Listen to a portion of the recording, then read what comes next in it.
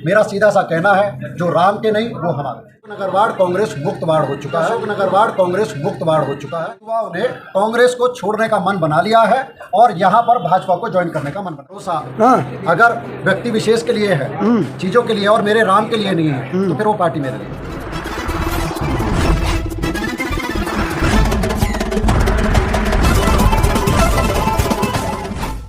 विशाल भाई, कैसे अचानक मन बना लिया आपने भाजपा में आने का? देखिए, भाजपा में आने का अचानक से कोई मन नहीं बना है। दिल से हम सनातन वाले हैं, राम मंदिर को मानने वाले हैं, लेकिन मन का घुटाव जब ज़्यादा हो गया, जब 2022 की जो श्री राम जी की प्राण प्रतिष्ठा हुई 22 जनवरी में, तो उस टाइम पे मेरे परिवार ने पूरे रात कीर्तन किए, भंडारे किए, चीज़ें की, जैसे कि दर्शनपाल जी ने आपको सब बताया भी है। उस टाइम के बाद घुटन सी हुई जब उन्होंने देखा कि हमारे श्री रामचंद्र जी का उन्होंने इस तरीके का बहिष्कार किया, तो मन घुटन में रहा। तो घुटन में रहने के बाद फिर मेरा मन रहा नहीं। मैं तभी से उस टाइम जनवरी की 22 तारीख को कांग्रेस छोड़ चुका था मन से। लेकिन कांग्रेस पार्टी तो आपके ऊपर भरोसा करती है ना, आपको टिकट भी दिया पीछे चुनाव में, आप पर पूरा भरोसा करती है पार्टी। देखिए, पार्टी का भरोसा अगर व्यक्ति विशेष के लिए है, चीज़ों के लिए और मेरे राम के लिए नहीं है, तो फिर वो पार्टी मेरे लिए।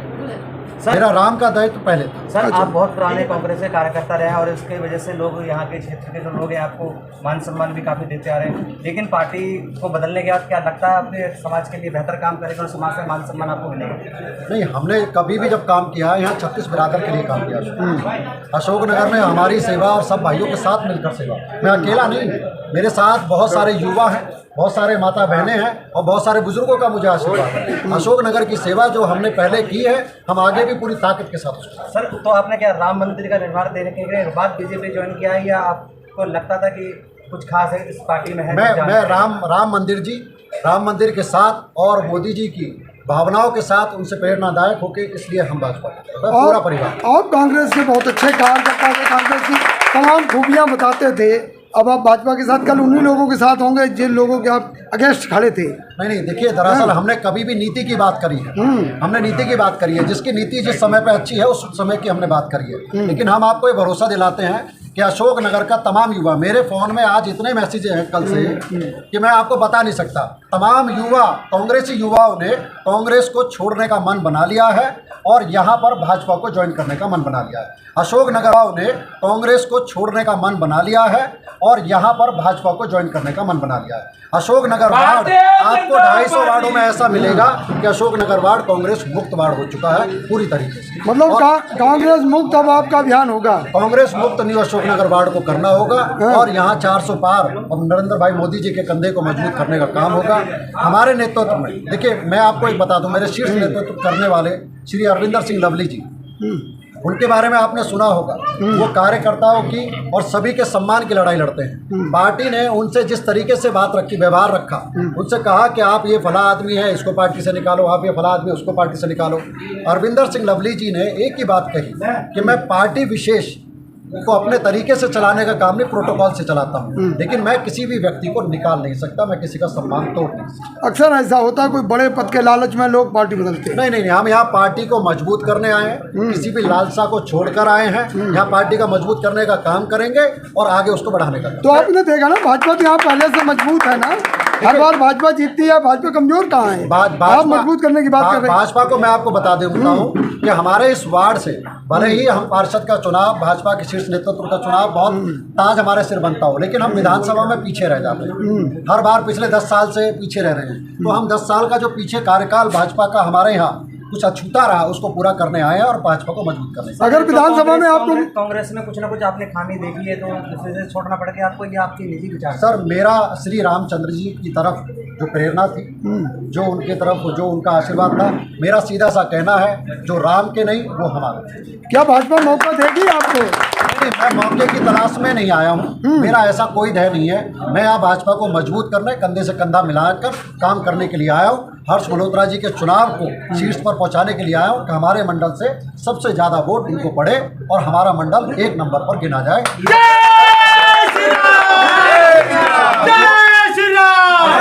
अशोकनगर मंडल को सभी मंडलों में 1 नंबर पे लाने वाला काम करेंगे। उसको 1 नंबर जब तक चुनौती हमारी जो चुनौती है अशोकनगर मंडल को 1 नंबर पे लाने की है और उसको 1 नंबर पे लाने की है। तो जैसे कि अरविंद लवली जी पहले भाजपा में गए, फिर कांग्रेस में आ गए, फिर दोबारा भाजपा में चले गए, किसी कहीं उन्हीं की तरह आप भी उनके नहीं, ऐसा है। हमारे नेता अरविंदर सिंह लवली जी भी पूरा मन बना के पूरी ताकत के साथ यहाँ हैं। मैं आपको बता दूं, मेरे साथ साथ दिल्ली में तकरीबन 50 लोगों ने, जिनमें अधिकतर पार्षद हैं, चुनाव लड़े, हारे, जीते, वो सब है। और आगे भी तमाम सैकड़ा लोग भाजपा को ज्वाइन करने जा रहे हैं अरविंदर सिंह लवली जी के नेतृत्व में। और अशोकनगर से भी मैं पुनः आपको दोबारा जवाब देता हूँ कि अशोकनगर में ना हम परिवार को मजबूत करने आए हैं, हम परिवार वाले हैं, हम भाजपा को मजबूत करेंगे। तो विशाल जी, क्या जो लोग अभी पीछे निगम के चुनाव में जिन्होंने आपको वोट दिया, जो आपके साथ थे, वो सब लोग आपको अब साथ में रहेंगे आपके? मैं बता रहा हूँ ना आपको, आपने गौर नहीं दिया। मैंने बताया आपको कि सुबह से और शाम तक ये समय आ लिया है, तकरीबन हजारों की तादाद में अशोकनगर के लोगों की बधाइयाँ आई हैं और सैकड़ा लोगों ने ये कहा है कि हम भी आपके साथ भाजपा को मजबूत करने के लिए चलना चाहते हैं। सरदार जी, क्या कहेंगे? कांग्रेस मुक्त बात हो रही है अशोकनगर को होने की, कैसे देखते हैं आप? देखो, हाँ ना, मोदी जी की नीतियों को देखते हुए, भाजपा के कार्यों को देखते हुए अब लोग भाजपा में आ रहे हैं, तो भाजपा में उनका स्वागत है। और देखिए, सबसे बड़ी बात, जैसा विशाल भाई ने आपको बताया कि जब आप किसी के धर्म को ही आहत कर रहे हैं, राम मंदिर का जब 22 जनवरी को प्राण प्रतिष्ठा का कार्यक्रम हुआ और कांग्रेस को बुलाया गया, उन्होंने लिख कर दिया कि हम इस कार्यक्रम में नहीं आए। ऊपर से कई उन्होंने आरोप लगाए, कई प्रकार की झूठी धारणाएं गढ़कर उन्होंने बनाई।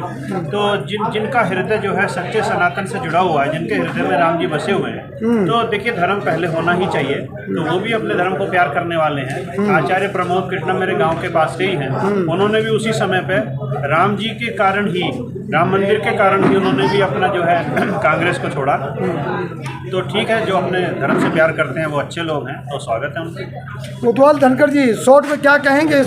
आज जो कांग्रेस के लोग भाजपा में ज्वाइन हो रहे हैं, शॉर्ट में क्या कहेंगे? साहब, आज समय बदल चुका है।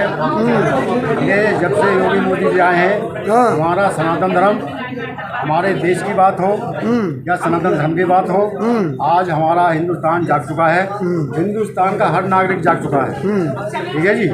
और जो हमारे विशाल भाई हैं, ये पहले कांग्रेस में थे, अब बीजेपी में आ गए हैं। और ये इसलिए आ गए हैं कि 70 सालों के बाद आज पहली बार पूरा हिंदुस्तान, दिल्ली नहीं, पूरा हिंदुस्तान ये जान चुका है कि सनातन धर्म क्या होता है, ठीक है जी, और देश क्या होता है। तो सर, क्या तो देखिए, ऐसा है, अभी जब यूक्रेन से तो जो हमारे वहाँ फंस गए थे, भारतीय फंस गए थे, एक तिरंगा झंडा लेके, ठीक है जी, हमारे देश में वापस आ गए थे। ये ताकत है मोदी जी की। तो ये और दूसरी बात यही है, और दूसरी बात यह है कि हम अपने देश को के लिए, ठीक है जी, जितनी भी नौछावर दे सकते हैं, जितनी भी हम अपना बलिदान दे सकते हैं। मतलब आप अभी भी मान रहे हैं कि हिंदू खतरे में है जी? हिंदू खतरे में? खतरे में नहीं है। हाँ, यही तो आपका विचार है ना। हिंदू खतरे में तो इन लोगों ने कर दिया था जो विपक्ष पार्टियां हैं। हाँ। सारे भेड़िए इकट्ठे हो गए, हमारे नरेंद्र मोदी के पीछे पड़े हुए, ठीक है ना, ये सारे भेड़िए इकट्ठे।